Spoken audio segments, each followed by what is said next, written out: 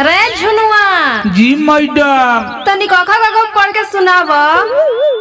मीची मीची हम चुनाई रे सरवा मीची होला मीचनू होला। Shut up. सुनाओ सुनाओ।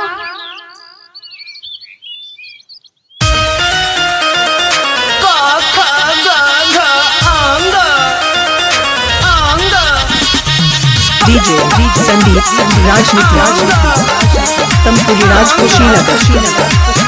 म्यूजिक बाय गौरव रोशन।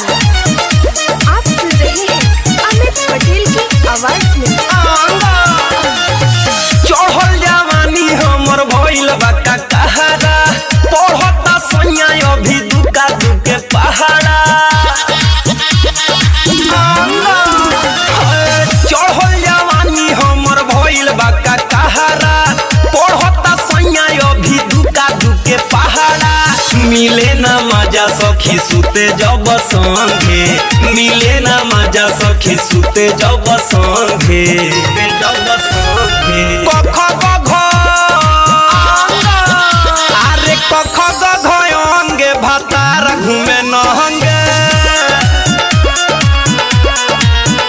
अरे कख गघ अंगे भातार घूमे नहंगे।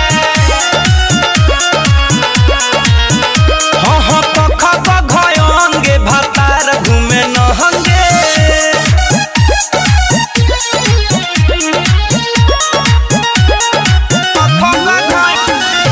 डीजे संदीप राजनीति तमपुरी राज कुशीनगर।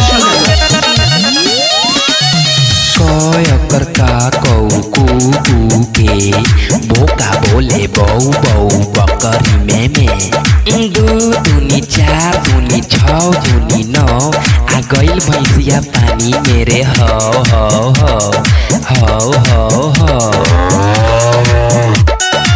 छो से ना चढ़ेला छो से छुएला जसे जवानी के ना पानी चुएला।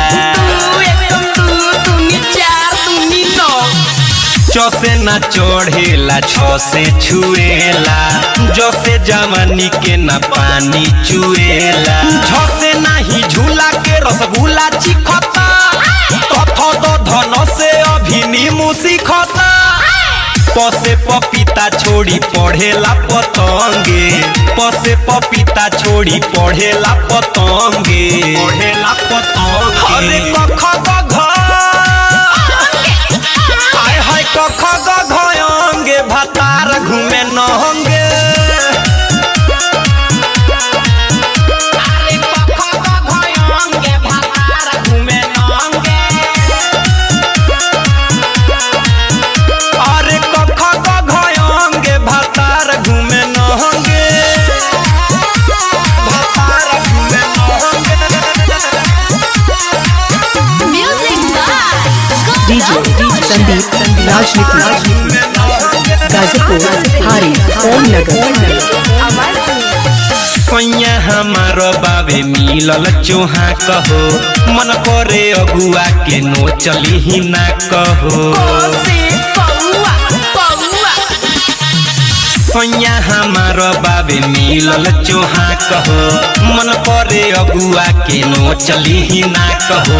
भातारा अमित पूरा चीत बावे हो परदीप दीवाना ओकर हित बावे हो। करेला काम सब सखी रे बेढंगे करेला काम सब सखी रे बेढंगे। अरे कख गघ कख गघ अंगे भातार घूमे नहंगे। अरे कख गघ अंगे भातार घूमे नहंगे। रे दादा कख गघ मोबाइल नंबर 95 10 51 335।